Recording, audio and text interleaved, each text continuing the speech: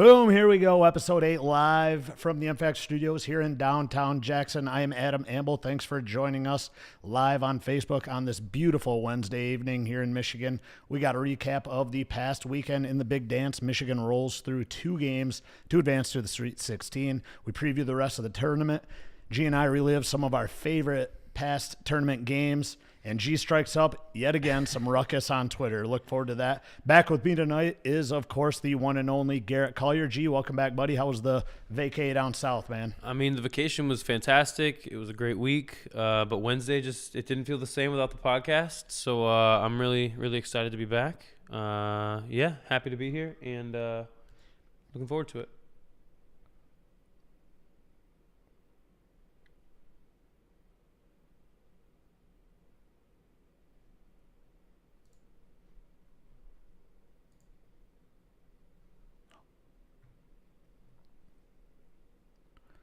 Sorry about that, folks. A little bit of technical difficulties. Well, good to have you back, G. We thought we had a little bit of a glitch there on Facebook, but apparently we're back.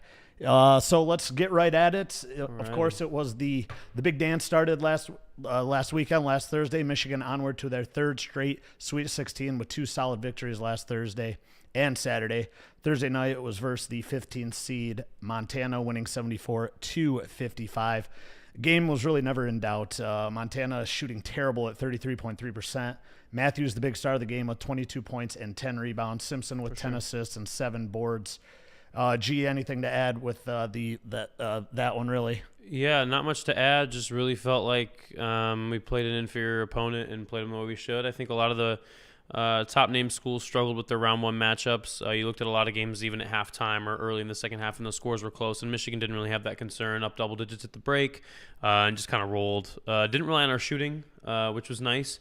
I think a lot of times in those games, that's why they stay close, is because teams rely on their three-point shooting, and Michigan has obviously struggled recently with their three-point shooting, so it was nice to see us go to the basket a little bit more. I think we shot a really good percentage inside the arc for once, and I had no concerns at all. I thought it was a great game.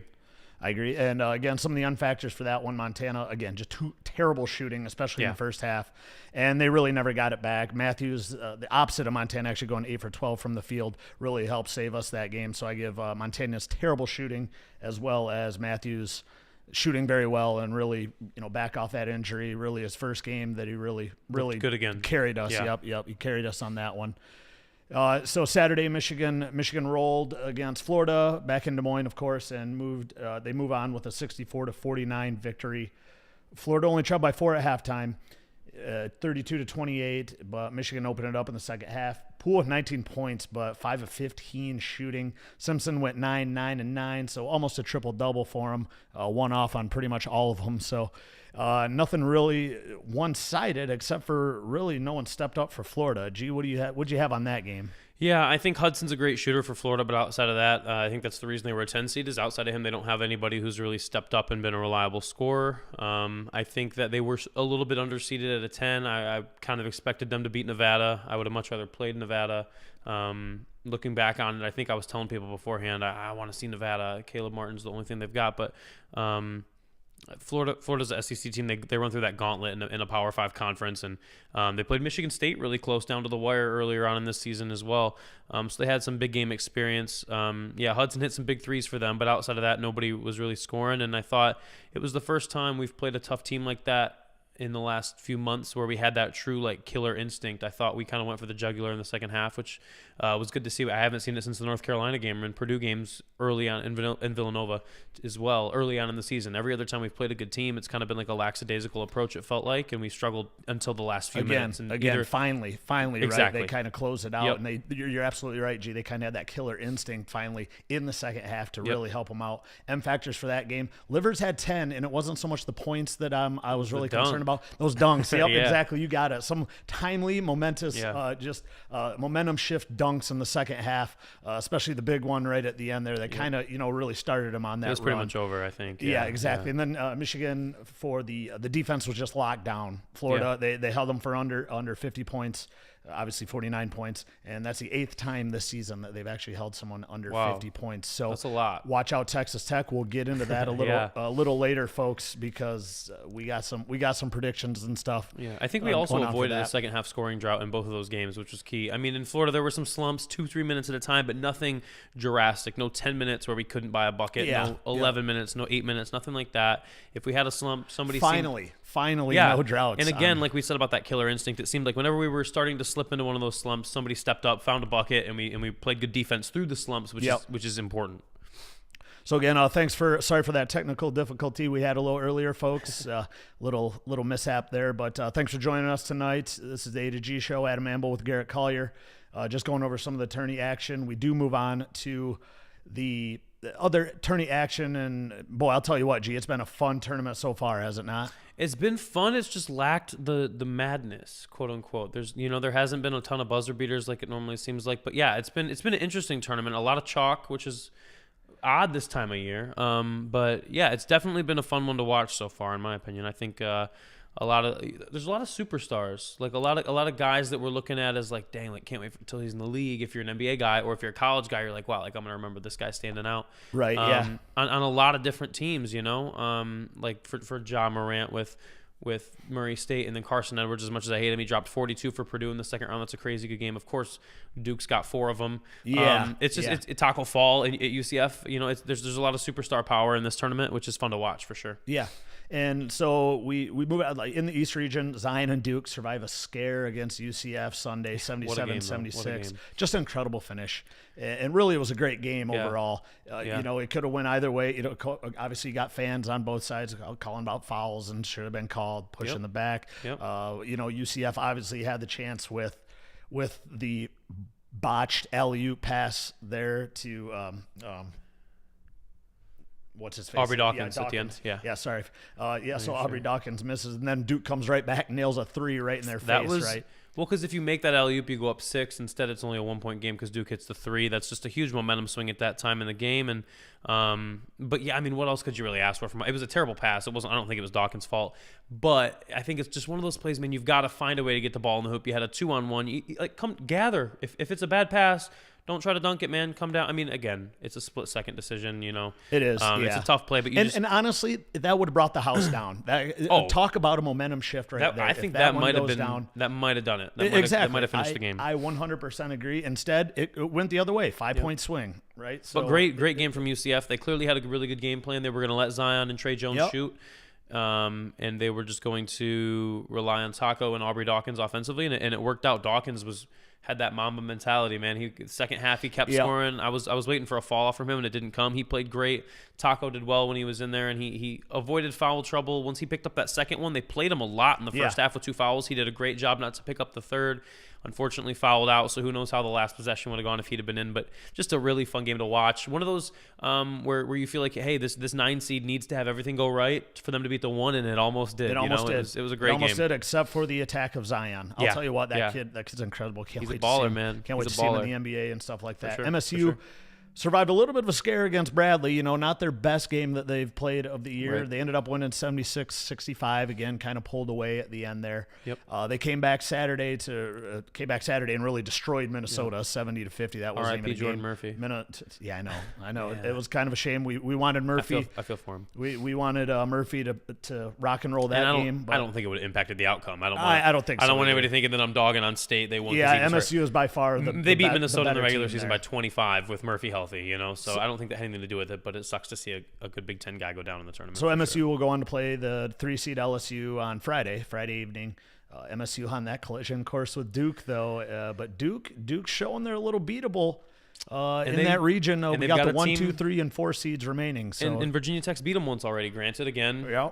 Zion was out. Everything's different when he's in the ball game. Of course, he's one of the few players on that team that, in my opinion, plays really, really good defense. But yeah, it's a team that Virginia Tech knows what to expect. Buzz Williams has coached against Coach K several times. Those players have played against Duke several times. There's going to be no surprises. You know what I mean? You're not going to be. I feel like a lot of those UCF kids, you can prep for Zion, but then when you see him in person, you've got to be like, wow, like this kid's legit. That's actually what Dawkins said after the game. He was, this kid is by far better than what he looks like even on TV and stuff like that. But for Virginia Tech, they've seen him this year already. They know what to expect. They beat them once. I think it'll be a really good game. Again, I don't see Duke losing that one, but we'll see. I think that is the most difficult remaining region to get out of, in my opinion. Well, you got Duke and undoubtedly the best overall number two. best two. The best one and the best two, in my opinion, are in that same bracket. So yeah, so I mean, we'll see. Boy, that'd be a great game, Duke and MSU. I'm hoping for it, man. I really am. I really am. Pulling for you, Sparty, but Right. in the back of my mind, not really. Anyway, in the West, we got the 1, 2, 3, and 4 seeds as well. So we got Michigan playing Texas Tech late tomorrow night, the 3 seed. Again, we'll get into some of the predictions on that. In the South, we got the 1, 2, 3, and the 12 seed with Oregon playing really well. Only double-digit seed left. And the Kansas, Kansas State losing early on really helped them. It really destroyed my bracket. Yeah, but you had them in the Final Four. Yeah, I did. They were my upset team in one of my brackets. And the other bracket, I'm actually doing decently with picked 0 upsets in one bracket. Dude, that's how it was this year. If you didn't pick any upsets, you're doing great right now. Yep, you're doing great. And we move on to the Midwest, 1, 2, 3, and 5. Yeah. And Auburn is the only the 5 seed. Good, man. I did pick them as one of my favorites actually, and they beat the 3 seed Kansas. I was not surprised at all though. Kansas has no Azubuike, no Vic. Oh, you mentioned that earlier in the year Vic's too out, when they lost. Azubuike's out. As soon as both those guys were out, sure they're going to get a good seed because up till they were out, they played well, but I didn't see them going very far in the tournament. So yeah, really no major upsets, especially in the second round. But I guess you could consider Oregon a decent upset, but in the first round. But that was the most popularly picked 5-12 upset. Was it Oregon over Wisconsin, and then UC Irvine beating Kansas State made it a 12-13 game in the second round. So Oregon really has had a fairly favorable road to this point, but Virginia, man, they're tough. So that'll be an interesting game for sure. Yeah, really, just the Kansas State and Mississippi State were the real. I believe Liberty beat Mississippi State. Yep. And of course Murray State won, but everybody was calling that one too. Everyone wanted. I was pulling for Murray State. Ja Morant, I was hoping they were going to make it to the second weekend because Ja Morant. That kind of goes on. 3 big teams, 3 Big Ten teams remain in the Sweet 16, or move on to the Sweet 16. Michigan State, and Garrett's G's favorite team of the tournament, the Purdue Boilermakers. G, what do you feel about Purdue making the Sweet 16? Everyone who's watched this podcast at any point knows that I have dogged on mostly Carson Edwards, but also just Purdue as a team. I have literally no problem saying that Carson Edwards' 42 points was the second best performance of the opening weekend of the tournament. In my opinion, Ja's triple-double was the best. But 42 from Carson, he played well. They look good, man. I mean, this is the time of year where I kind of try to put aside the whole "I hate you because you beat us" or "I hate you because you're in the same conference as us or you took the title," whatever. I'd love to see him beat Tennessee. I picked Tennessee to make it to the Final Four, but I'd love to see Purdue make it to an Elite Eight or a Final Four potentially, just to help the Big Ten out because I think we got slept on all year versus the ACC. So, congrats to Purdue, and it's their 3rd straight Sweet 16 as well as us. So. The only 2 Big Ten teams to be able to do that the last 3 years. I had to poke a little fun at you, and to be honest with you, for those of you that have been listening all season, I actually was with Garrett. I jumped on the G bandwagon there, or not the anti bandwagon, or the anti fan wagon, I guess you'd say, for Purdue. And to Edwards' credit, he played well these last 2 games. Yep. He has shot his normal amount, but he's making them. He's making them now. Shots. Yeah. And guess this what? Is what would have been going on all year if he was knocking down shots. If you take 30 shots, you should have 40 points every game. Yeah. So and that moves out the most exciting players by far. Obviously Zion Williamson's, Taco, and then Ja Morant. Morant was a great to watch. He just couldn't get any help round. In the second round. They were in the game until the half. He made his first 5 3-pointers. He was playing great. He just needed some help. And unfortunately, when you go to Murray State, you're not going to get much help in the second round. It is a shame, but boy, what a great kid! You see gave his shoe away to a kid. He had no idea what to do. He seems like a good dude, man. He does. Obviously, we don't know him or anything like that, but just watching his clips and stuff like that, he seems like a good dude. I'm really rooting for him in the NBA. I think he's going to be a can't miss guy. But yeah, he was my favorite player in the tournament. So sad to see him done with college now. Yeah. Yep. So we'll move on to the next, I guess, the A to G predictions from this point. Again, thanks for joining us, folks. If you're just joining us, this is the A to G show.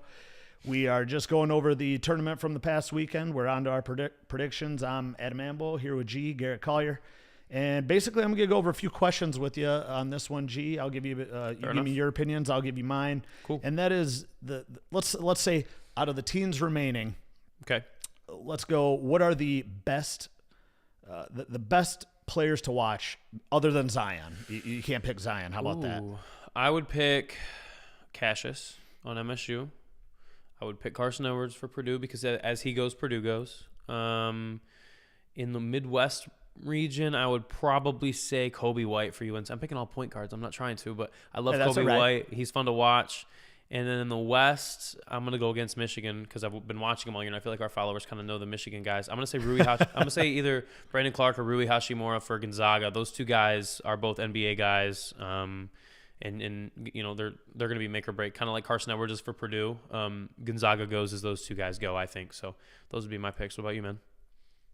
I'm going with I love Kobe White from UNC. Yep. Hasn't been scoring a lot, but I love the fro. The kicking ball with the hair too. Yeah, the hair, the fro is out there. Gee, if you did your hair like that, you know, maybe we.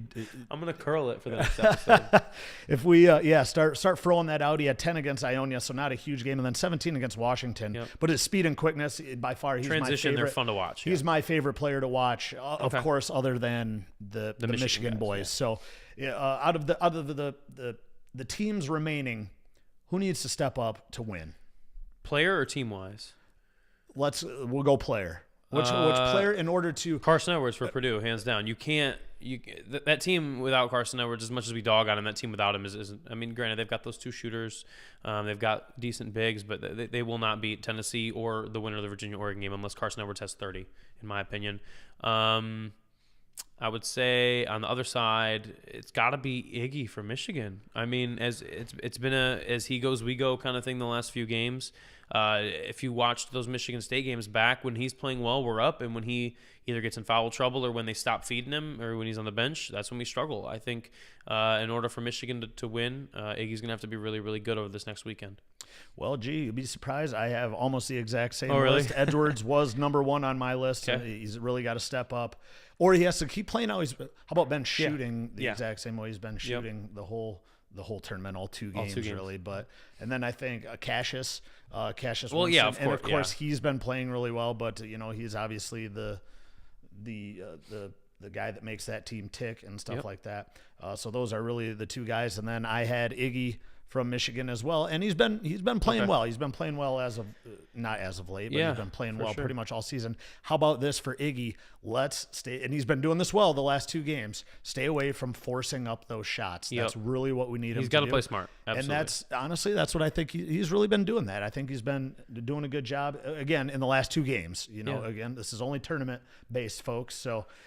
So the next one, what do you think about Oregon beating Virginia? So the biggest, difference in seeds is Oregon, Virginia. Yeah, of course. You know my opinion on Virginia. Yep. And what do you got on that, G? My thoughts on Virginia are the same year in and year out because of the way that what's their coach, Tony Bennett? The way that he coaches is let out some steam, Bennett. You're going to win 25 to 30 games in the regular season. You're going to look really, really good, and you're going to get a good seed in the tournament. But it's kind of like the Oakland Athletics in baseball and Moneyball, right? You're going to win enough games to get into the playoffs. But what happened, the playoffs, or in this case, the tournament, is too small of a sample size, right? So in the tournament, Virginia might win and go to the Final Four, but they also might get knocked out in the first round by UMBC. So every game is kind of a toss-up for them if they're hitting their shots, and because they're going to hold you under 65 points, and it's just going to be a matter of can they score 65. And in the regular season, it's a great formula. I think Oregon probably has like a 40% chance of upsetting them. A better chance than people would think, though, for sure. I like all the analytics and stuff like that, and I'm going to go a little outside the analytics, basically. And I really think that Virginia is just playing with a chip on their shoulder now. Yeah, for sure. Especially after last year. Not only after last year, but let's not forget they were down for there was a close game for three-quarters of that game in the opening round again. Yep. So they had that, and then they got past that, and then had a great game. Looked really good against Oklahoma. Saturday, right? Or no, that was Sunday. I apologize. So Sunday. And they really had a solid game there, and I think that they're ready to roll now. So they're playing with that chip on their shoulder. I think they'll win. I'm not like calling that upset by any means. I just think that people are going to look at that and say 112. Oh, Virginia's a huge favorite, but in reality, the way that they play and their style of play, it's one of the more easily upsettable styles of basketball, in my opinion. Right. Yeah, and it. Again, we'll just have to wait and see, right? Right. So the next question: Do all four number one seeds make it to the Final Four? G? No, my Final Four is intact. I'm sticking with it, man. I haven't made a single change to it. I've still got Duke. out of the East. I've still got Texas Tech in the West, as much as it bums me out to. I mean, I'm obviously going to be rooting hard for Michigan, but I've got Texas Tech in the West. I've still got Kentucky in the Midwest as a 2, and I've got Tennessee in the South as a 2. So I think that even despite the fact that all 4 1 seeds are still in the tournament, I think only one of them is getting out of this weekend, and that's Duke. Yeah, so and we got a little action actually on Facebook now. Kyle Woodward, U of M says he'd choke against State in the Final Four, so he's actually got what? 2 number 2 seeds in the Final Four at least. Yeah, and so you only have, what'd you have, two 1 seeds? Just Duke. Okay. Duke in the top left, Texas Tech bottom left, Tennessee top right, and Kentucky bottom right. Okay, well you kind of answered the next question then, G, and that is what's your bad. Picks after the first weekend of play here for I'm the riding, championship? I mean, my Final Four's intact. I'm not going to change it. I'm going to go with who I had. I hopefully I'm wrong about the West region. Hopefully Texas Tech goes down, but I'm going to roll with my picks for now and stick with them. Fair enough. And after the first weekend, I'm going to be a homer, folks. Surprise. I'm changing, especially after Duke showed a little bit of their weakness in their ability not to shoot the outside ball, even though they shot decently from 3-point land in their 2 games in the tournament. I'm still picking Michigan UNC, with UNC getting the revenge, and I just think UNC hands down is playing the best ball out of any team in the tournament right now. They won both of their games really good, pretty easily against really some pretty solid teams, and they're the only team really, actually maybe besides Michigan, that really hasn't had any trouble. It really hasn't been close. I mean, I guess you could say Michigan and Florida in the first half, but right. Michigan was kind of owning that game anyway. But you could really say UNC is the only team that really hasn't shown any, they really haven't had to play very hard because... Especially not late in games. Late in games, they've been running away with it. And for being able to rest some guys, too, which is important in this tournament. Yep. So again, thanks for joining us, folks. This is A to G. I'm Adam Amble. This is Garrett Collier. Again, thanks for joining us on Facebook Live. Make sure you guys do some live chat and stuff like that. Really appreciate it. We'd like to get in there. We'll try to answer some of your questions and stuff like that. Take some of your questions. So if you guys follow Young G on Twitter, earlier today he decided to start some ruckus yet again. That's never the intent. I want that to be known. I'll tell you what, G, you see, I love this because you always start up a solid topic and stuff like that. Gives us a good topic to talk about on the show. That's true. You're on you're on a roll, but I love it. Go ahead and take this one, bud. So I was browsing Twitter and Paul Feinbaum retweeted. It was brought to my attention. It's not his list of the top 10 basketball programs of the 2010s. It's a guy named Bill Bender. He's a writer for the Sporting News. He made a list of the top 10 basketball programs since 2009 season, the last decade. Kentucky, Duke, Kansas, North Carolina, 1, 2, 3, 4, no surprises. Villanova 5, UConn 6, Michigan 7, Louisville 8, Gonzaga 9, Syracuse 10. I just thought it was nice that Michigan finally got national recognition, despite the fact that we have been clearly one of the best teams in the country in the last decade. We never get talked about as much as Michigan State does in basketball, somewhat rightfully so, because the prior 20 years to that, they had dominated, which is fair. I just thought it was nice to finally see Michigan getting some of that love on the national scene, but a lot of people brought to my attention that Michigan State belongs on that list. In no way did I mean to make it seem like I don't think Michigan State belongs on that list. I absolutely think that State has been better than Louisville, Gonzaga, and Syracuse for sure. Probably UConn as well. In my opinion, Michigan and Michigan State over the last decade are a toss-up. Michigan State's got 2 Final Fours with more tournament berths and more regular season conference titles. Michigan has more March success, as we like to call it, which is supposed to be the time of the year that matters the most. If you go back the last 10 years, you'd have to go back 13 years for Izzo to have a better record in the months of March and April than Beeline does. So that's a great stat, G. I'm glad you brought that up. I brought that up on Twitter a few weeks ago in a discussion that I had with the state. I say discussion. It was an argument that I had with the state. Well, that's fan. a shocker. That's a shocker, G. And yes, Michigan missed the tournament one year, but they were 0-1 because they lost their first game in the Big Ten tournament that year. So that hurts them. They had a 0 win percentage that year. But yeah, I think it's an interesting list to look at. In my opinion, Michigan State absolutely belongs on the list. I would tend to go with Gonzaga shouldn't be on the list. They've only been past the Sweet 16 2 times in the decade, 1 Elite Eight and 1 national championship, whereas everybody else has been to the Elite Eight at least 3 times. Yeah, and Sparty, of course, has the 2 Final Fours in there. It's hard to argue against them. Izzo's great every year. They've got the most Big Ten titles in that period. So yeah, it was silly of whoever made this to leave them off. I was just kind of poking some fun and stirred the pot a little bit. Well, I love it. And to be honest with you, the list.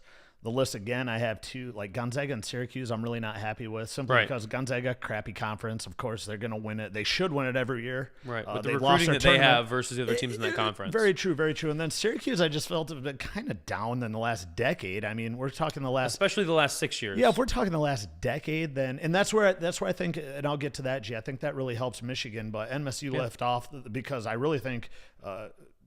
The last 3 years are really fresh in people's minds. Exactly. That's what I said. Michigan is fresh blood, right? So Michigan is fresh blood.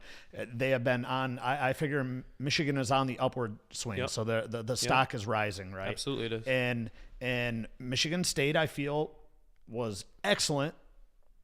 At the start of the 2000s and stuff like that, when they did win the national championship that. Of course, they would be. If it was from 2000, 2010, heck yeah, I'm putting MSU on that. Yeah, heck yeah, I'm putting MSU on that. But again, fresh blood matters, right? It matters because people's memories are so short nowadays that they don't remember early, like 2010, 2009, 10, 11, 12, when Beeline first came to Michigan, basically, and did have some losing years. Right. When he first started. But again, they're on the upward swing. And again, that's where I was kind of going with MSU was so good. They're kind of on the downward swing. And I really think, and again, fresh blood, right? I really think the negative publicity over the whole Izzo thing this last weekend really affected how the way people looked at MSU. It's retarded. It's stupid. I don't care much for it, but I don't care much for people knocking on Izzo for that. That's tough coaching. It's his style of coaching, 100%. Yeah, and you're gonna. I just don't agree with it whatsoever. And I don't know. What do you think? What'd you think about that incident, G? About that, I think. Do you really care? Did it really matter to you? Is it worth getting all this publicity for? Absolutely. All this negative. That's what I was just going to say. Is even to call it an incident is silly to me. I mean, I've been coached like that at the middle school level. I had a coach. I told this story a couple days ago. I think when I was over here, I had a coach. We were getting ready for a 7th grade basketball game, and my coach slammed his fist on the ground. He broke his hand. In 7th grade, red face, screaming at us. 7th grade, want us to win the game. This isn't college. We're talking young kids. Slammed his hand on the ground on a hardwood floor in some middle school gym somewhere in southern Michigan, and just slammed his hand on the ground and broke his hand over a middle school basketball game. So imagine when there's millions of dollars on the line. And this is like that. That wasn't my middle school basketball coach was a teacher. That wasn't his job. It was extra couple $100, I'm sure, for the winter. You know what I mean? This is Izzo's livelihood, not his day job. And he's got a freshman in there who was making mistakes. He was turning the ball over. He was playing too fast. And I would also like to point out that coming out of it, they ran a play and got the kid a dunk out of that timeout. Yeah. Like, he wasn't doing anything. I don't know. It's silly to me. Like, hard coaching absolutely has a place in sports. It breeds winners. It's proven with Izzo. Yep. As much as I'm not an Izzo fan, you can't knock his style of coaching as far as results. They've won more Big Ten titles in the last 10 years than any other team. Yep. You can't knock him. Period. Right. That's exactly right. And everyone was like trying to protect the kids and stuff like He's that. fine. And Exactly. He literally that came whole out. Squad was fine. Right. Everyone is fine. Right. So let's pump the brakes, folks. Well, everybody tried to say like, oh, Cassius and McQuaid had to separate them. Well, yeah, they did because they were trying to defuse the situation and move on with the game. Of course, they tried to calm it down. It doesn't mean that it was that big of a deal that he needs to be suspended or fined or whatever that people are calling for. It's ridiculous. Yeah. What? Just nonsense, really. And again, that's let's dive into this, G. So our fifth and final actual topic of the night. Again, thanks for joining, folks. This is the A to G show live on Facebook. I'm Adam Amble along with Garrett Collier, G. And we want to take a look back at, I got about 3 of them, G, about 3 of our most favorite March Madness games we've ever watched. You know what I mean? We've ever watched. We're not saying that these are the greatest games that were ever played. I was gonna preface it with that. Like, I'm 22, man. Like, so I feel like people are gonna come at me because I think my oldest game on my list is from 2005. I mean, I have 5 games picked out. Okay. And my oldest game on the list is from 2005. 2 of them from that year, I think.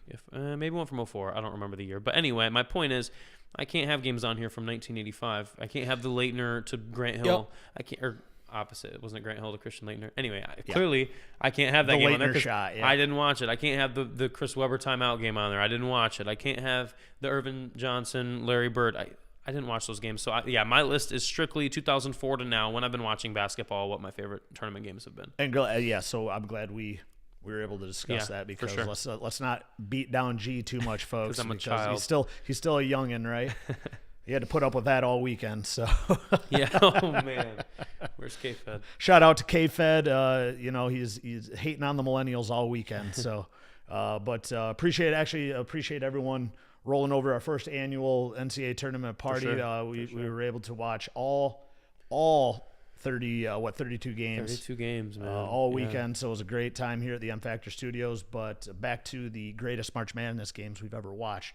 Number one on my list is actually one that you were not able to watch, G, and that was, you already mentioned it, and it was an actual Michigan loss, but it was that Michigan-UNC championship game. And reason why, one, it was the first time I really remember, I was 9 years old, but I really remembered watching the whole game. I can remember vivid points of it. It was the Fab Five. It was such a tragic loss, and that's really when I got into Michigan basketball. You know what I mean? Of course, I was kind of already into Michigan football. 89, 90 Then the is Fab when Five I really showed got up, and you were like, "Let's go." Fab Five. It was really cool. Especially a small town kid. Yep. And I watched it with my folks and stuff like that. So it was really memorable. G, what you got? You got one for us? The number one to me is hands down the Michigan-Kansas game. I've told this story to anyone who has ever talked basketball with me. I was 17 years old, I believe, and we were in downtown Ann Arbor at a concert, and the headlining band waited to come on until the game was over because Michigan. We were all on our phones, watching it and stuff, and then Michigan was down big, obviously, and then started to make the comeback. And the headlining band, one of the guys came out and he was like, "Hey, we're gonna wait to go on because we know you guys want to watch the game." It was me and a bunch of college students for the most part. Yep. And they put it up on the big projector at this theater that I was at to see the show, and everybody lost their mind when Trey Burke hit the shot. And then, of course, in overtime, Michigan rolled them. And just that comeback and being in that atmosphere makes that the best game for me. Of course, of games I've watched. But yeah, that's number one for me. Followed really, really closely by the Mario Chalmers Kansas-Memphis National Championship. Oh, okay. So you got a non-Michigan game basically on there. Yeah, because I don't have Michigan in any other games. That Kansas-Memphis game was the first year I watched the national title all the way through when Michigan State wasn't in it. I had watched 2 years before when State played North Carolina, but other than that, by the time the championship rolls around, your bracket is either doing great or it's busted. And Michigan was never around, so I didn't watch them. But I watched that one because I really liked Derrick Rose, and then Mario Chalmers, of course, hit that three to send it to overtime, and Kansas won. But it was just a great game. Yep. I got so my second and the Michigan UNC that was my third favorite. The Michigan. Okay. We're going back to last year, and it's going to be Michigan Houston. The only reason I say that, and it actually wasn't a big party because the Michigan, just to let everyone know, the Michigan Kansas game back in 2013 is my ultimate favorite. I'll get into the story of that one, but the Michigan Houston game, I was actually watching it all by myself. It was St. Patty's Day for those of you that don't remember. We were out all day drinking that green beer, having a great time. Of course, it was the late game, and Michigan did not play all that well. They played terrible. But Man Bun just kept Houston in it the whole game. They should have won that game, but Poole, that really sparked his career. And when he hit that shot, it just you could almost just feel it. Like I said, I was all by myself actually watching the game, which is very rare, but I don't even know where everyone was. What the heck, people? But yeah, I guess, all the bars erupted, much like when Trey Burke hit that. Yeah. Again, I'll get into that game and what that one meant for me. Yeah. But yeah, that Michigan-Houston game last year is obviously second in my mind. And obviously it led us to a runner-up for the national title. For sure. So. For sure, yeah, that was a good one. I was very, very inebriated at a bar. I had a gig on St. Patty's Day last year, and I remember I waited. I took a really long break to watch the end of the game, and him hitting that shot was crazy. I've got two tied for third for me. George Mason, UConn in the Elite Eight to get George Mason to the Final Four. They had beat Michigan State already. They had beat North Carolina already, and I was like, wow, this team is good. Whatever. But I remember UConn being like, all right, this is the end of the road for George Mason. That was the first true Cinderella team I'd ever watched to really make a run, and it was a great back and forth basketball game. Same with in 05, the Arizona-Illinois game. Oh yeah, I remember that was that a great Illinois game. team with D Brown and Darren Williams and Luther Head. Nice. D Brown was my guy with the headband and the he was cornrows. legit, dude. and the big T-shirt under his jersey. Especially from Big Ken. I never had any beef with Illinois, so it's never. always it cool was their to see 1 it. year of being good. Yeah, Like I was fine with it. It's cool to see a Big Ten team that. But they were down. What were they down? 20 or 22 Oh, in yeah, Arizona, yeah. and just stormed Yeah. back and couldn't miss in the second half. They ended up going to the finals and losing to North Carolina that year. Back when Arizona was good. Yeah, that was a great game as well. And the other one I have on here is Villanova UNC in that title game a couple years ago. with the Jenkins. last second buzzer Just beater. such a good game. Yeah, I was actually down in Mexico for work for that Okay. one, so I had to basically see it when I got back and Oh, stuff nice, like that. nice. Well, they don't have. They don't have especially ESPN when you're down probably, really yeah. in central Mexico. We're talking Oh, almost okay. down by Mexico City. Got they you. don't really have. It's not like they have don't give a crap CBS about and March stuff like Madness, that. yeah. No, basketball is really not their game down there. For sure. Actually, you'd probably love it. They got all the soccer, the pitch down there. That's pretty much on every sports For sports sure, network. for So sure. yeah, back to that. So number one in my book, easily, hands down, Michigan, Kansas, 2013 at Hunt Club, and the most packed, even more packed than the night before Thanksgiving, folks. Yeah. It was shoulder to shoulder, all Michigan fans. That's what's up. All Michigan fans in the front, the back. We're talking everywhere. Over in the back part of the bar there, Yeah. not the back bar, but the one over where the big tables are, over to Right, the right. left when you walk in, over by what is it, Wiley's Pizza or something Yeah. like that in the back. Everywhere, you could not walk in that place. The drinks were flowing. But it was just everyone. So every time out, Hail to the Victors would come on. We would all That's sing it cool. and stuff like that. That's cool. And it really made it special. Pretty much all of my buddies were there. There wasn't, all of my buddies from Jackson were there. Right. And it was just very memorable. And basically when Trey Burke hit that shot, it was one of the loudest scenes I've ever been in. I bet. When Trey Burke hit that shot, and then every bucket in OT, that Dude, sent him to we OT. couldn't miss an OT. And then, because we were freaked out. Because remember on that Trey Burke shot when Mitch McCary got ran over, Yeah. basically? Yeah. Got ran over. And basically everyone's like, what? That unbelievable. You didn't get called. And Yeah. then Trey Burke from NBA range, right? Hits that More three than NBA and range, just 30-footer. drills it. There's a famous picture down there at the Chase. There's a little Chase plug for you guys, but down there at the Chase, which is it still Yeah. gives me goosebumps every time I see it. Yeah. And we had people behind the bar serving drinks that we knew and stuff like Yeah. that. And even the bartenders didn't care. They, everyone Right. was really cool there. And then one of my favorite parts about that was the 7:00 game, right? Yeah. Yeah. Well, Michigan State had to play Duke right after that. Yep. Emptied out. Emptied out, folks. I bet. And it was hilarious because it literally funny. just emptied out, and it was crazy. For sure. One second.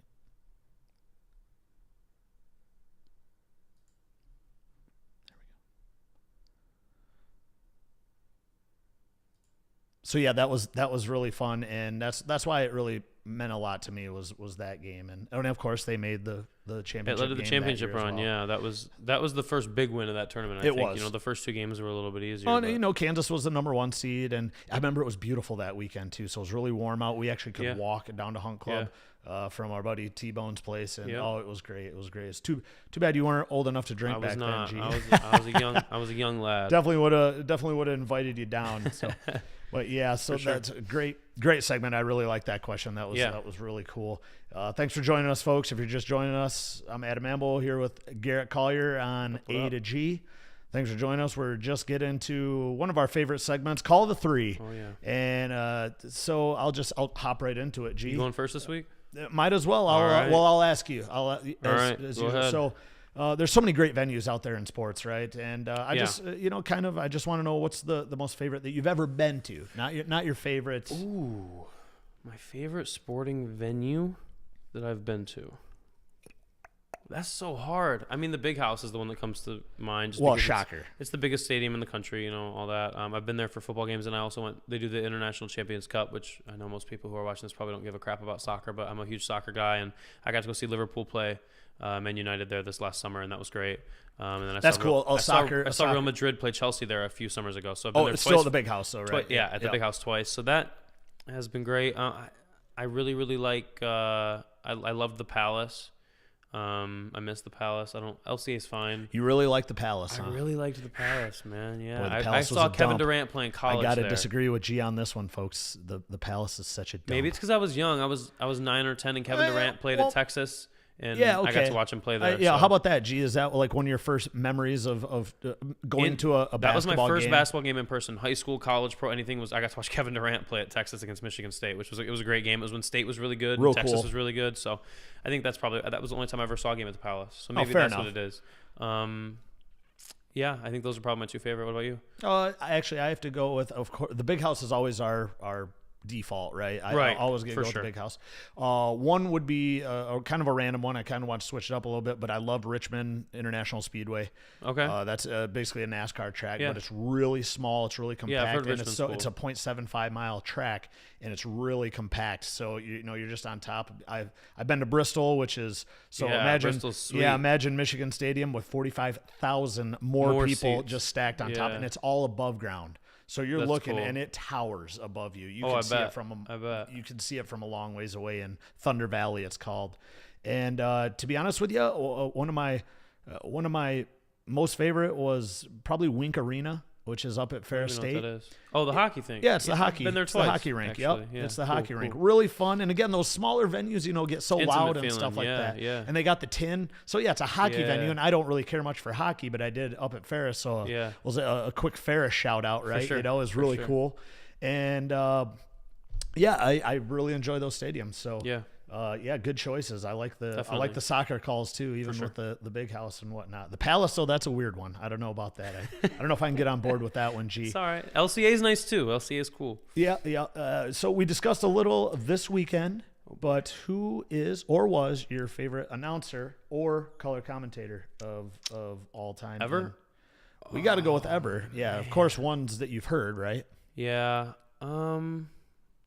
This is gonna be such an off the wall name, but I love Mike Patrick. I don't know why. I think he's great. That is very odd. But the more popular people that I really like Jay Billis and I really like Gus Johnson. Cool. Cool.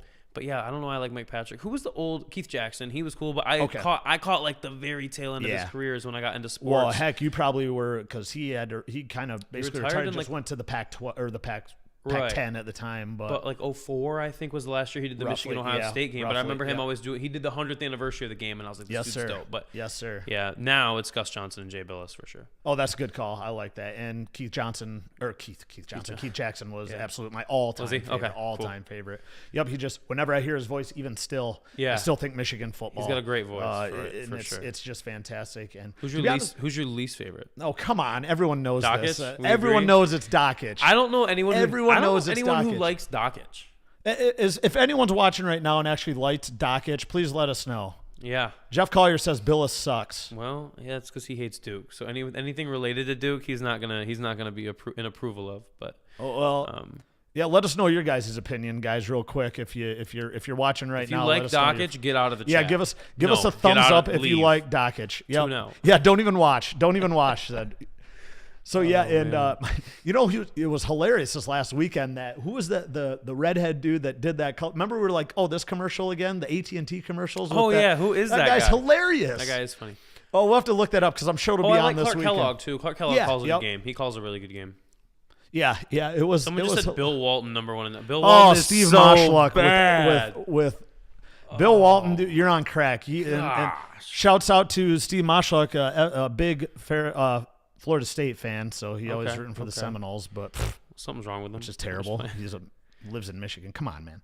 Ridiculous. So here's one that might require a little bit more time to get into, and I want to know your true opinions on this. Just announced today, the NFL will now allow challenges possible possible pass interference calls in lieu of last season's Saints-Rams games. Good or bad for the league? Great for the game. So I've been saying since replay came out. So let's take for instance a catch on the sideline, right? Calvin Johnson goes up for a catch on the sideline. We can't tell if he got 1 or 2 feet in, right? So we go to the booth to review it. When we go to the booth to review it, we find out he only had 1 foot in, so it's no catch, but there was pass interference on the play. I've always questioned why we can't then say after the review, call in the field stands, no catch. However, there was a penalty on the play for pass interference. It'll be first down, Detroit Lions ball. So, you do know it's only for pass interference. What about defensive holding? I would expand it. So this is what I think. Coaches have 2 challenges currently, correct? Give them a 3rd challenge, and that 3rd challenge can only be used you can save it for a crucial time in the game. You can use it in the first quarter if you want. When you think that there was a blatant penalty that went uncalled, you have your 3rd challenge, you use it. If you use it and you're correct, you keep it. If you get it wrong, you lose it, just like now. It's not going to add that much to the game. It's only one more challenge. Well, you never know. It will add more to the game. Well, yeah, because the refs are terrible and they're going to be right every time they think they saw a penalty. And I absolutely, if we're going to review it, let's get it right. That's always been my opinion. Either we should have no review at all, or we should review everything. It's such a judgment call, though. But like it's not. Was that pass interference in the NFC Championship game? That is an anomaly right there. That was a blatant miscall. But it's not, because that is a blatant miscall. Do you remember when the Lions played the Cowboys in the playoffs and that dude ran right over Pettigrew and we couldn't get the call because they couldn't review it? That was Pettigrew. I mean, how many years ago, out of all the games played? Well, of course, that's the one that comes to mind first. But Here was a great analogy I heard today, actually. If you're driving down the road and you're under an overpass and a boulder happens to fall on your car, right? Are you going to buy boulder insurance? No, but you have car insurance. No, I'm just saying boulder insurance, right? But okay, what about in the Chiefs-Patriots AFC Championship game this year? The defensive end roughed the passer on Tom Brady and he nicked his shoulder. It was not a penalty. You should be able to review that and say that's not a penalty. Right, but we're talking passer interference only, right? But then that's what I'm saying is I think you should expand it to all calls. You get 1 extra challenge as a coach for the game. That's my solution. If I'm commissioner, my solution is you get 1 extra challenge for the game. You can use it on a penalty if you continue to be proven right by the official reviews. You're talking a non-call, right? Either way, if they called pass interference and you said no way that's pass interference, you throw your challenge flag for that. It can go either way. Throw the flag. Well, now you know what you're going to get too is every little ticky tack. You're not going to tell me Odell Beckham Jr. isn't going to roll to the coach and say, "Throw the flag, man. That was pass interference." Absolutely, but it has to in the rules just like now. It has to be inconclusive evidence. Right, but I'm just saying the coaches are going to get just absolutely nagged by these wide receivers. How it goes. And you know what? That's what they get paid for. It's one way. It's one way or the other. Either we should review everything, or we should just say, you know what, back to the way it was in the 1980s. No review at all. That's fair. If we're going to have the human element, excuse me. Then let's not review anything. Otherwise, let's get it right. The coach gets 1 extra challenge. That way, because I can already hear people saying, it'll take too long. You can't review every play. Right. So as soon as you're wrong one time, you lose your challenge. So most coaches are going to be wise and save it till the fourth quarter. But again, for a key moment. Even reviews, there's human element in it, right? So you say, let's get it right. True. How often? That'd be a good percentage. Maybe we look that up before, G. Like, what is the percentage of actual? And again, a lot of these are judgment calls, though, too, right? And that's what I'm saying. It would have to be something blatant. Very difficult. You're not going to win your challenge unless it's a blatant missed call. That's where I go back to the anomaly of, yes, absolutely, the Rams Saint game. That was blatant call. That was a blatant miscall. A blatant miscall. What about Hail Marys? What do you got on that? What about them? If you still have in my rule system, if you still have your challenge, you can throw it. There's pass interference on every Hail Mary. Fact. Every Hail Mary, right? It's just like in basketball. On every last second play, there's a foul that goes uncalled. Duke UCF. Trey. So I always flip him and his brother. Trey Jones clearly grabbed that point guard as he went to the rack. No call. Partially because they're Duke. Partially because refs love to swallow their whistle in the last 5 minutes of games. Let them go. I agree. I think if in a perfect world, if you still had an extra challenge, you could be able to use it on a Hail Mary. Absolutely. It gives it a little more strategy for the coach too, right? Be like, okay, this could come down to a Hail Mary. Why don't I keep? Right, but then if you blow it in the second quarter, now it's gonna really suck in the fourth when you can't review it. Exactly. Right. So it gives them a little bit of strategy. So yeah, I knew that one was going to be a long discussion. For sure. So, but I like that. Good talk, G. Yeah, I don't mind. Those are good points too. So yeah, it's an interesting conversation because even in baseball now they're talking about going to no behind the plate umpire calling balls and strikes, having the box. Yeah. I'm all for it. If we want to get as long as it gets it right. Get it right. And that's what I said. You know what you could like with football and stuff, even basketball. You know, everyone knows like GPS is very accurate now, like down to like the centimeter. You know what I mean? Yep. Everything GPS. Boom. Ball crosses the pylon, ball out of bounds, players out of bounds, all that stuff. Yep. You could easily do that, but sorry. For sure. Let's roll on to yours again. Thanks for sticking with us, guys. Sure. That was a good discussion. For sure. I've got number 1, Gronk retires from the NFL. Yeah. Do you think he is the GOAT tight end? Oh man, that's a great question. And if not, who do you think is? Oh, the GOAT tight end. Boy, I was always a fan, and I hated the Cowboys, but Jay Novacek was really cool. I don't know. I think you're going to say Yeah, Jason he was Witten. old school. Okay, I was like, I don't know. No, not Witten, really. I was a big fan of Gonzalez as well. Yep. What I really liked about Gronk, and again, I'm kind of copying a lot of other people's opinion on this, but they do bring up a good point as kind of how I feel is Gronk kind of was like that big personality, but also was coachable. Yeah, absolutely. Was part of the He played system. for with the supposedly the Patriots. most difficult system to play within. Exactly. No, I think so what I'm learning about these debates is that GOAT debates of any kind, greatest program, greatest basketball player, greatest, is everyone's criteria is a little bit different, and that's what leads to the debate, right? So in my opinion, for if we're going to debate the best tight end of all time, at your prime, who was the best? I'm not saying longevity because they've all played at least a decade. Sure, if you compare stats, Antonio Gates and Tony Gonzalez are going to blow Gronk out every time. That's fine. But in his prime, Gronk was a freak. He was unguardable. Sure. You couldn't cover him. I think Gronk is the greatest. Tony Gonzalez is a close second for me. I really like Tony G when he was in Kansas City and Atlanta. I also think it's silly for people who will say, like, well, Gonzalez and Gates never played on Super Bowl teams. Neither did Calvin Johnson or Barry Sanders or Larry Fitzgerald or really Aaron Rodgers outside of 1 year, and we all consider them great. Larry Fitzgerald, one of my most favorite wide receivers. I think he's one of the most underrated receivers ever. Absolutely. He's just slow. And just a great player great dude. of the game. Great and dude. Awesome dude. But yeah, you can be great and be on a bad team. So I think that helps the Antonio Gates and Tony Gonzalez arguments. However, as far as guarding, no tight end in league history has had to be doubled in the red zone until Gronkowski. Every single time you had to double him down there, or they were going to throw a jump ball to him and he was going to catch it. And G, every time. What did he do after when he slowed down? Learn to block. He was a great blocker. Learn to block. Pass blocking, run blocking. Tony Gonzalez mentioned that about Gronk is, guess what? It's hard to block. Tight ends don't want to block. They want to run routes. Block. They want to catch passes, for sure. What did Gronk do? Swallow his pride, blocked, and then he was huge in the postseason. I was going to say he went out with a bang on an unguardable, huge catch. Congrats to Gronk. Great career. Hall of Fame career. And he's right up there in the discussion, G. So for sure. The AAF, the Allegiance, whatever the heck, of American Football, announced today that they are on the verge of folding. What? Now, here's my question to you. Remember, they have Bill Polian in their corner. They have Hines Ward in their corner. They have Mike Singletary and the old ball coach Steve Spurrier and all these guys. We were just talking about it last week. We were watching it a little bit between basketball games.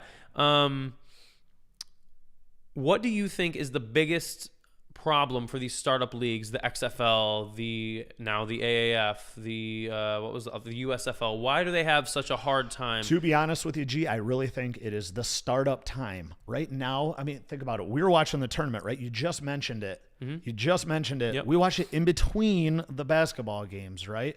They need to really start these leagues. And I know it's tough because it'll be like towards the summer and stuff like that when there's not a lot of stuff to watch on the weekends. Yeah. You know what I mean? Yeah. Remember the XFL folded because it was terribly managed and stuff McMahon's like that. An idiot. But yeah, when you get these startup football leagues, because let's face it, folks, in the United States, football is our game, right? Football and the NFL is king. Yeah, the NFL is king. Yeah. Maybe not so much in Michigan. We've had that discussion before. Yeah. But when it comes to starting up these leagues, timing is everything. And I really think that the timing is really off on these guys. I think the AAF was trying to go the route to support the NFL, right? Whereas, in my opinion, the USFL and the XFL were trying to be competitors to the NFL. I think that's the worst way you can go about it. The AAF in my opinion, had the right mindset of being like a farm system kind of for the NFL, almost like the G League is for the NBA. I think that's the right route. I think the problem is it's partially timing. The AAF started the week after the Super Bowl, so we haven't really missed football yet. It's only been 6 days since there was football. We weren't craving it yet, right? If you wait till May, June, but the problem with that route is then that's when NFL training camps are starting up. So now you can't include any of these guys who are fringe roster guys. They're gonna be like, well, I'm gonna go work out with the Chiefs for the next 3 weeks. Screw your AAF. Again, timing is difficult. So difficult. It's just a tough thing, and I think at some point the NFL. My prediction is at some point the NFL is gonna.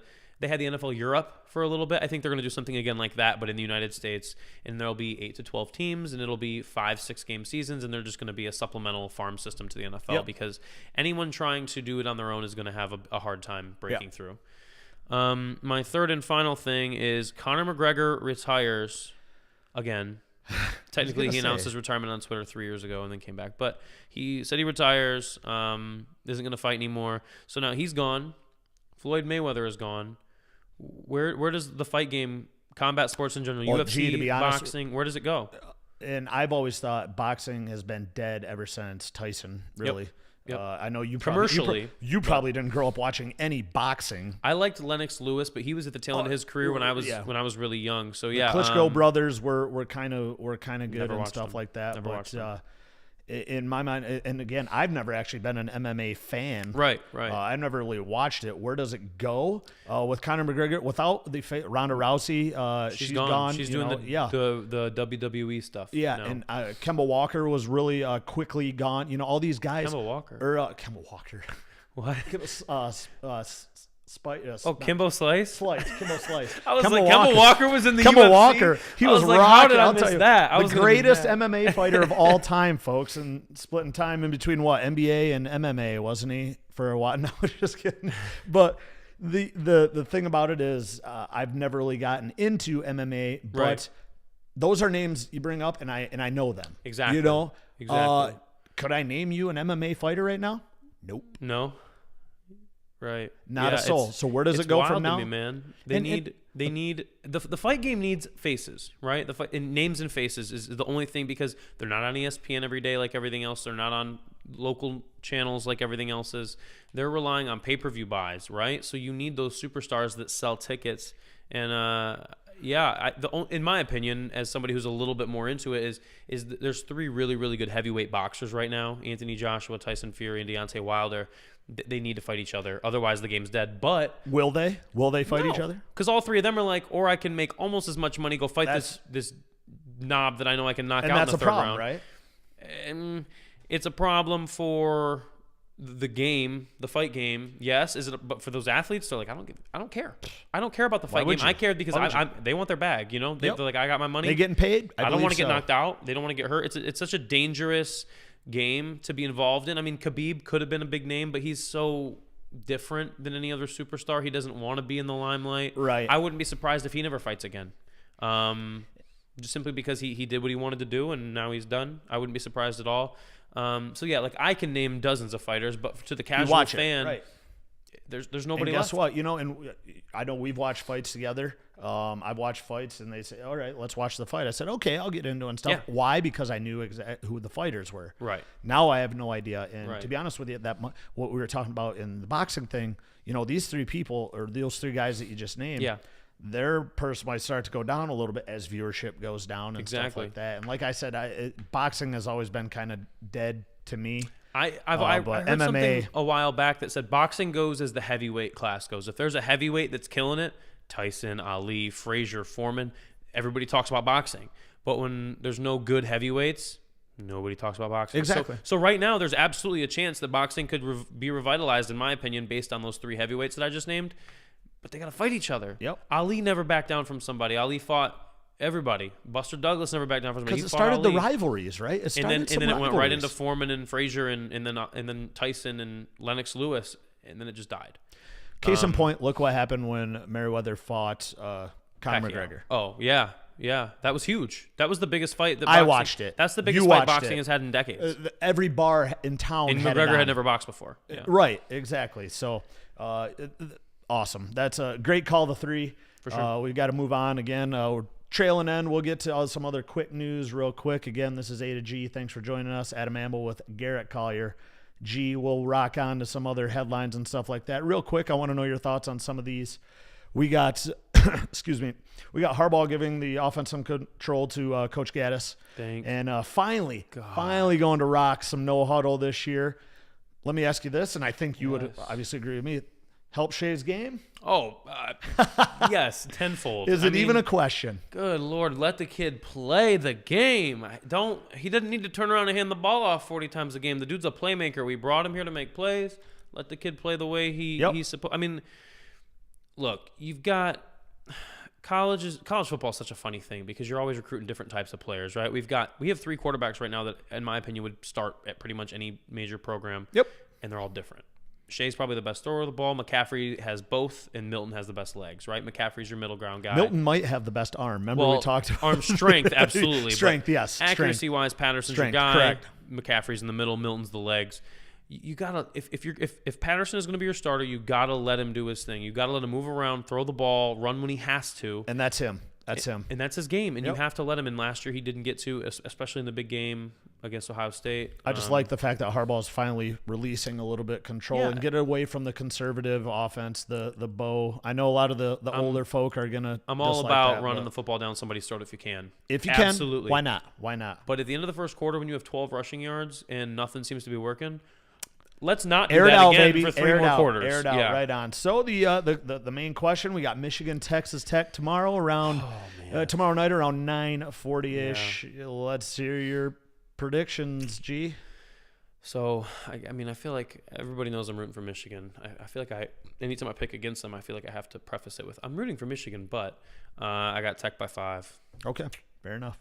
I'm not happy about it. Low scoring, 67, 62-ish. That's something like exactly where I was at. I had Michigan 62-59 Okay. over them. And it all goes back to exactly what we discussed earlier. Does Iggy have a great game? Does Texas Tech lock down, which they have all season? Again, Texas Tech probably the only better team on defense than Michigan is this year, left in the tournament. And can Michigan get hot? Can Michigan not go on those scoring droughts? Pretty much the questions all year that we've been It's talking the same about. crap. Yep. Yeah. Every week it seems like we're saying the same Yeah. thing. And let's hope that they can stay hot and Iggy has a good game and we lock down on D. And Friday's going to be a long day because I'll tell you what, those Thursday night late nighters. The last time I did that was the North Carolina game earlier this year, which that was a 9:30 tip. Yeah. Some of us got to wake up early and head to work, G. So Not I'll I. tell you what. Not I. Speaking of that, G, what do you got going on this weekend for music wise? and I'm stuff? at the Loft tomorrow playing. That's it, though. Just, opening up for a gal named Caitlin Barbie from Nashville. We're jamming tomorrow night. It's $5, so get a ticket. They're cheap. It's going to be fun. Yeah, no, you're mentioning tonight that will be what you'll be on before the Michigan game, obviously. But Thank goodness. Yeah, I literally walk off stage and I will have someone hand me my phone and I'll have the game on. Yeah. right. So yeah, that's great. Well, I'm sure we'll all be watching it tomorrow. For sure. Go Blue, guys. Hopefully we can. Hopefully we'll be rocking on Saturday as well. We'll be able to talk about that game. Hopefully State plays. Not that anyone really cares, but State plays Friday. 7? They're in the 7:00 slot. I think a lot of sometime people are around just there. kind of like penciling State in already to the Elite Eight because LSU's, I don't know. I think a lot of people are just like, can't wait for Duke, Michigan State. You know what I mean? Yeah. Which is, so I can't wait either. I think it's going to be a great basketball game. I think it'd be great. Yeah, I don't blame them at all. Well, Should be a guys, good one. that's I'll tell you what, another great episode. Thanks for joining us. Thanks for live chatting again. We try to get to your questions, guys. It's just a little tough when we're discussing. And again, we're still looking for that unpaid intern producer, folks. Just to Where you at? Just to join us on the A to G show. Speaking of which, congrats to Scotty Ulibarri for leading the A to G Is he bracket. winning? He comes Yeah. on the show one time. Yeah, and he comes on the show last week. Did a great job filling in. Thinks he's just in charge. Yeah, running it now. exactly. Now he's just he's trying to rock- replace me, man. So if he wins, he'll be able to just take your seat again, G. Whatever, man. So yeah, again, join us live next Wednesday, 9:00 on Facebook. Hopefully, we'll be celebrating a Final Four berth for the Wolverines. Let's go. Make sure to head on over to YouTube and subscribe to the M Factor channel. Again, just type in the M Factor in the search. Click on the little icon. And then hit subscribe. This episode will be posted up there. If you missed it, tell your friends, tell your family. We really enjoy having you on here. Really appreciate all the views and stuff like that. Thanks a lot for everyone for watching, tuning in. We know it's kind of a long show. We'll try to we try to keep it under an hour, but sometimes we get a little long-winded, right, G? So Especially when we get fired up about absolutely, review. absolutely. Ed. But again, thanks for watching. Hope everyone has a great weekend and go Blue.